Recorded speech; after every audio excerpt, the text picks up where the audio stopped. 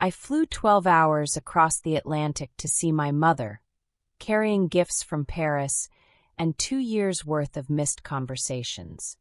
A complete stranger opened the door to my childhood home and told me she'd been living there for 7 months. When I called my mom to ask if she'd moved, she said she was at home waiting for me. My name is Cassandra Webb, I'm 31 years old, and this story still keeps me awake at night. Not because of what they did to me, but because of how close I came to losing the only parent who ever truly saw me. What happened next wasn't just theft. It was the final act in a war that started when I was 7 years old, and I was done being the casualty. The woman standing in my childhood's doorway wasn't apologetic. She wasn't confused. She was matter-of-fact in the way that only comes from absolute certainty.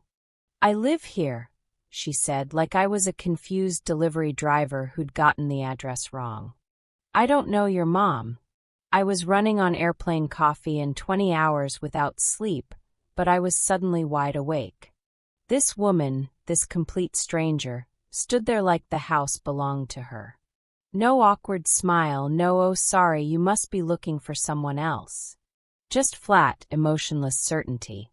"I think you're in my mom's house," I said, trying to keep my voice level. She raised an eyebrow like I'd just suggested we trade shoes for fun. "Who's your mom?" When I told her my mother's name, her expression didn't budge. "I don't know her. I live here." My brain went straight to sarcasm. "Oh, okay. So my childhood home just relocated itself into your name." She shrugged. "I've lived here for 7 months." She said it exactly the same way, like she was hitting repeat on an audio file. When I insisted my mom lived there, that I'd grown up in that house, she gave me a little sigh. The kind people give when they're done humoring you. "Look, I don't know what to tell you." Then the door closed right in my face. I stood there holding my bag and the presents I'd brought from France, staring at the white paint of the door like it might just melt away and reveal my mother behind it, smiling. It didn't. Instead, I pulled out my phone and called her. The sound of her voice was almost disorienting. Too normal for what I was seeing. "Did you move?" I blurted. "No," she said. "I didn't move. I'm at home waiting for you." My stomach twisted. I glanced back at the door. "You're at home?" "Yes." "Like right now?" "Yes." "Where else would I be?" I swallowed hard, my brain pulling in two completely opposite realities and trying to make them fit. Spoiler alert, it doesn't work. "I'm outside the house," I said slowly. "And you're not here." She gave a little laugh, the kind people use when they think you're being dramatic for no reason. "Well, of course I'm here." I hung up before I could say something sharp enough to regret later. I knocked again, harder this time. The woman opened it after a few seconds, and I could practically hear her thinking, "Oh, not you again." "Yes, this is my mother's house," I said. My voice was calmer than I felt. "Why are you here?" Her hand stayed tight on the edge of the door. "I'm renting it." That hit like a slap. "You're renting it?" She nodded once, clipped like we were doing speed dating, and she was moving me to the reject pile. "From who?" She tilted her head, considering me. "From the landlord." "Which is who?" "I don't have to tell you that." The way she said it, not hostile but final, told me she wasn't going to budge. It also told me she had no idea who I was, or what this house meant to me. And frankly, she didn't care. I bit the inside of my cheek. "Right. Well, enjoy the house." I gave her a smile that wasn't a smile at all. She closed the door again. Standing there on the porch with my pulse pounding in my ears, I stared at the brass numbers above the door. The same ones I'd looked at hundreds of times growing up. The same little scratch in the paint next to the doorbell where my mom once hung a wreath too heavy for the hook. The same house, and somehow completely not. This wasn't just wrong. This was wrong in a way that made my skin crawl. My mother was at home, but apparently her home was currently occupied by a stranger who'd been there for 7 months. And my mother, who supposedly hadn't moved, wasn't in it. The presents in my hand suddenly felt ridiculous. Chocolates from a Paris boutique, a silk scarf I thought would make her smile. Now they just felt like props in a play I didn't understand. But if you think walking up to your mom's house and finding a stranger there is strange, you should know I've been here before. Not here exactly, not on that porch, but in the same position. Being told I'm wrong about my own life. That reality is something different than what I see right in front of me. The first time I learned what that feels like, I was 7 years old. That was the year my mom remarried. On the wedding day, I remember the cake, the itchy dress, and how everyone kept telling me how lucky I was to have a dad again. It sounded nice. A dad. Even the word felt like it had weight. I didn't have many memories of my real one. He died when I was 4. Just a couple of blurry images, and the scent of his aftershave that would sometimes come out of nowhere like a ghost. The new man wasn't scary in the obvious ways. He didn't yell or slam doors. In public, he was warm, charming, helpful. He made people laugh. But there was something in the way he looked at me sometimes, like he was trying to solve a problem he wished he could just delete from his to-do list. And here's the problem. My mom never seemed to notice. At first, it was subtle. Things going missing, accidents happening, and somehow, without anyone saying it outright, it always ended up being my fault.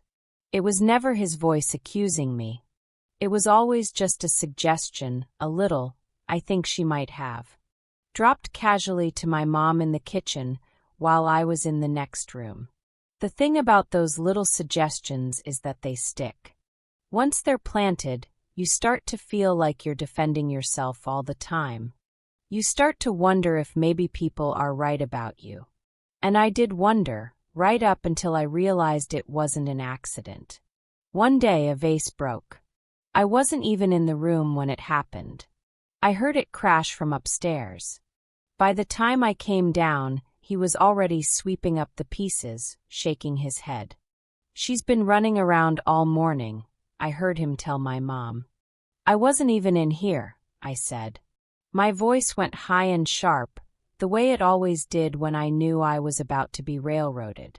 He looked at me with that calm, patronizing expression I'd later come to hate, like I was a child making up stories. "You probably didn't mean to," he said, "but you need to be more careful." And that was that. My mom gave me the disappointed mom look, and I went to my room, feeling smaller than ever. If that had been the only time, maybe it wouldn't have gotten under my skin. But it wasn't. It happened again and again. Always just enough to make me look bad. Never enough to make him look like the villain. Then the new kids came. First my half-sister when I was 8, then my half-brother 2 years later. And just like that, they had their real family, the one I wasn't really part of.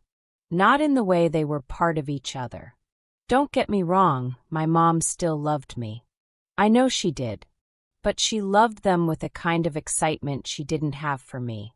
Every milestone they hit was an event. With me, it was just expected. And him? He adored them, praised them, bought them little gifts. With me, the best I could hope for was to be tolerated. The worst was when he'd take their side over something I hadn't done. The amusement park incident is burned into my brain. It was supposed to be a perfect day. Cotton candy, roller coasters, the works. Then in line for the log ride, my half-sister started crying and said I'd pushed her. Total fiction. I hadn't even touched her. He crouched down, comforting her, shooting me a glance that said, "I've got you now." Then he took her and my brother aside, whispering low. I couldn't hear what he said, but I knew it wasn't good. On the drive home, my mom was quiet. Too quiet. And when we got back, I was told I was grounded for hurting my sister. No discussion, no chance to explain. That night, I heard him in the kitchen telling my mom I was jealous of them, that it wasn't healthy.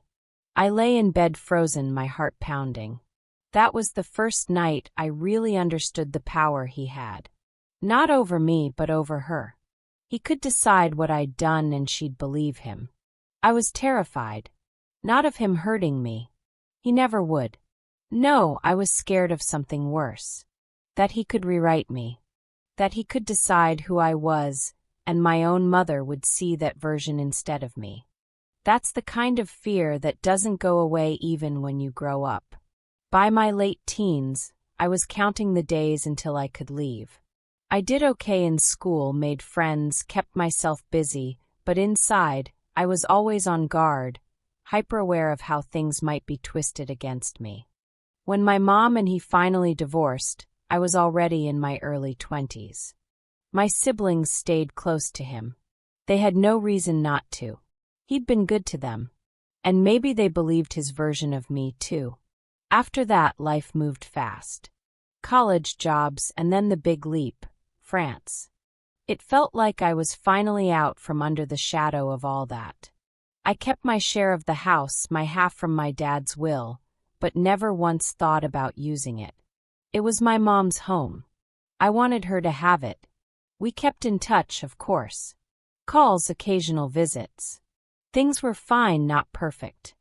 The favoritism toward my siblings didn't magically disappear, but there wasn't open conflict.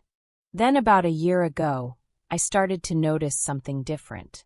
My mom was cooler on the phone, distracted. She'd cut conversations short. I told myself it was nothing. Maybe she was busy, maybe tired. We still talked, just not the same way. And here's the thing about that kind of slow drift. You don't notice it's happening until you're already far from where you started. After 2 years abroad without seeing her in person, I decided I needed to come back for a visit. I missed her. I missed home.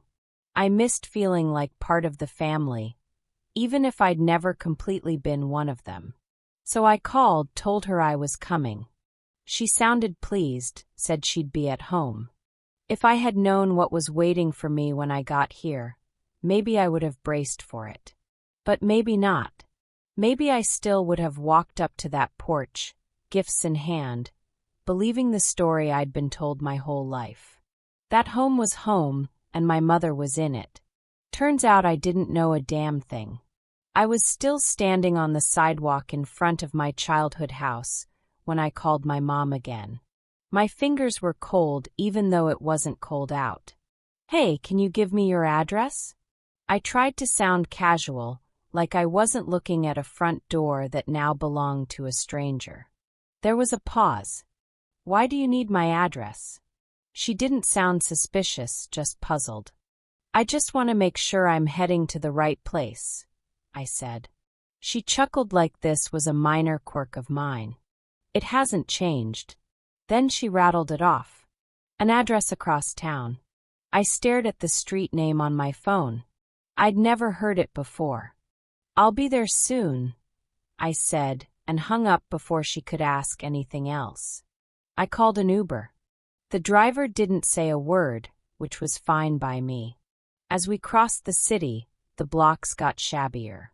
Cracked sidewalks, pawn shops, the kind of convenience stores with bars on the windows. My stomach felt heavier the closer we got. Her building was a tall gray slab with flickering lobby lights and chipped tile floors. I took the stairs. Each landing smelled faintly of fried food and something older, harder to place. When she opened the door, I forgot my prepared line. She looked smaller than I remembered, standing in a one-room studio that barely had space for the bed, a table, and 2 mismatched chairs. A hot plate sat on the counter like it was the whole kitchen. "What is this place?"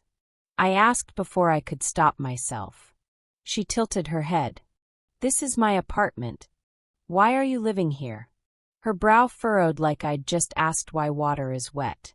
"You told me to. You asked Dylan and Sophia to handle it. You said we needed to rent the house." It felt like someone had tilted the floor under me. No, I didn't. I didn't even know you'd moved. Her voice sharpened just a little. Of course you knew. You told me in your messages. I stared at her. What messages? She crossed to the little table, picked up her phone, and handed it to me. WhatsApp was open.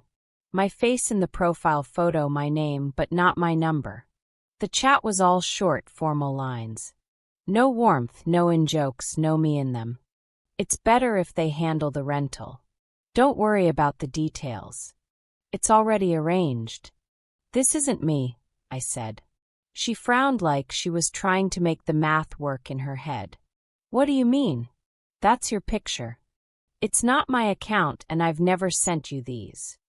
She sank into one of the chairs, still looking at me like I was speaking a foreign language. Who set up WhatsApp for you? I asked. Dylan and Sophia. Last year I couldn't get it to work, so they fixed it. They said this was you. They said you wanted them to take care of everything. And you believed that? It slipped out sharper than I meant. She gave me a look that made my chest tight. Why wouldn't I? They were here. I thought they were helping. They told me you didn't want to talk to me about it. They said you'd get upset if we discussed it on the phone, that you'd made up your mind. I swallowed hard. I never said that. Not once. She stared at me for a long beat. So you didn't ask them to rent the house? No. Her shoulders sagged. I don't know what to think. We sat there, the phone between us like it was evidence in a crime scene. I picked it up and scrolled back. The rental idea didn't come as a demand. It crept in. Little comments then. More frequent until it was treated like a done deal. The messages started sounding like arrangements had already been made, even though I'd never agreed to anything. I set the phone down. Mom, these aren't from me. I wouldn't move you out without talking to you. I wouldn't do this. Her mouth trembled slightly. All this time I thought you. She stopped, looked down. I thought they were the ones on my side, that you'd changed. Changed how? Stopped caring, she said softly. That you didn't want me in the house anymore. I shook my head. No, never. She exhaled slowly, like air leaving a balloon. If it wasn't you then. She trailed off, but the unspoken names were right there between us. Her phone buzzed. A new WhatsApp message lit up the screen from the same fake me. Things here in France are really expensive. I hope you understand. We both stared at it. My skin prickled. Don't answer, I said. She nodded and we waited, watching the 3 dots appear and vanish like someone on the other end was deciding what lie to tell next. The thing about thinking you've uncovered everything is you're almost always wrong. I thought I'd gotten to the bottom of it. Fake WhatsApp account, forged consent, unauthorized rental. It was enough to make anyone's blood boil. But I was wrong. There was more and it was so much worse. But I didn't know that yet. Right then, I was sitting across from my mother in a lawyer's office that smelled faintly of old paper and burnt coffee. The lawyer had a calm, polite smile, like he'd seen every kind of family disaster and mine was just Tuesday. He slid a photocopy across the table. That's your signature, correct? I didn't even need to touch it. No, not even close. He nodded like that was exactly the answer he'd been expecting. That's good because it's on the consent form attached to the tenant's lease, the one authorizing them to rent the property. I picked up the paper and stared at the looping imitation of my handwriting. Wow, they didn't even try to get it right. I've seen ransom notes with better penmanship. My mother shifted in her chair. She'd been quiet the whole time, her hands clasped in her lap, like if she gripped them tight enough, none of this would be real. The lawyer cleared his throat. The account the rent has been going to is in your sister's name. That's where we start. That was enough to light the fuse. We had leverage now, the kind that could be used in a courtroom or whispered into someone's ear until they caved. Forgery is one of those words people don't want anywhere near their name. We didn't wait. 2 days later, my mother and I stood in Sophia's kitchen. She was leaning against the counter, arms crossed, while Dylan sat at the table pretending to check something on his phone. I put the lease copy on the counter between us. "You want to explain this?" Sophia glanced at it and shrugged. We were managing things for Mom.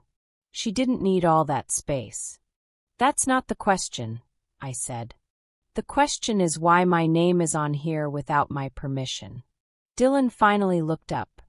"We thought you wouldn't care. You don't even live here anymore." "Right," I said, "because geographical distance cancels out ownership. That's in the Constitution, isn't it?" They didn't laugh. My mother stepped forward.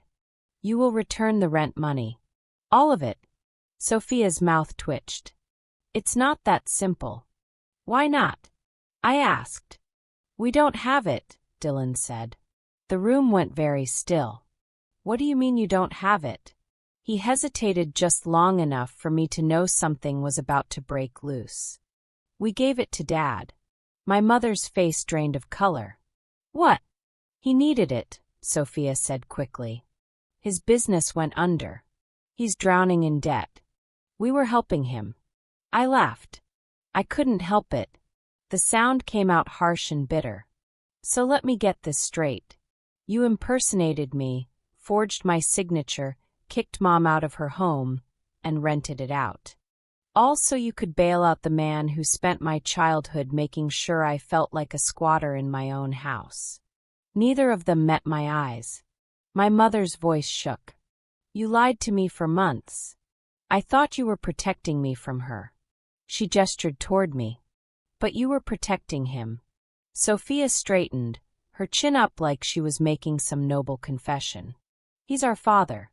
We couldn't just let him sink." "You didn't just let him sink," I said. "You threw my mother overboard to build him a raft." And there it was. The twist that changed everything. This wasn't just about greed or convenience. This was the adult continuation of the same psychological warfare that had defined my childhood. The same man who'd spent years making me feel unwelcome in my own home had manipulated his children into literally making that feeling a reality. He couldn't gaslight me anymore, so he'd found another way. Through them. Through her. Through the house itself. The rest of the conversation was short and ugly. I told them we had proof of the forgery, proof of the payments, proof they'd used the property without consent. I told them exactly what the lawyer had said about fraud charges and court proceedings. They chose the third option, repay every cent.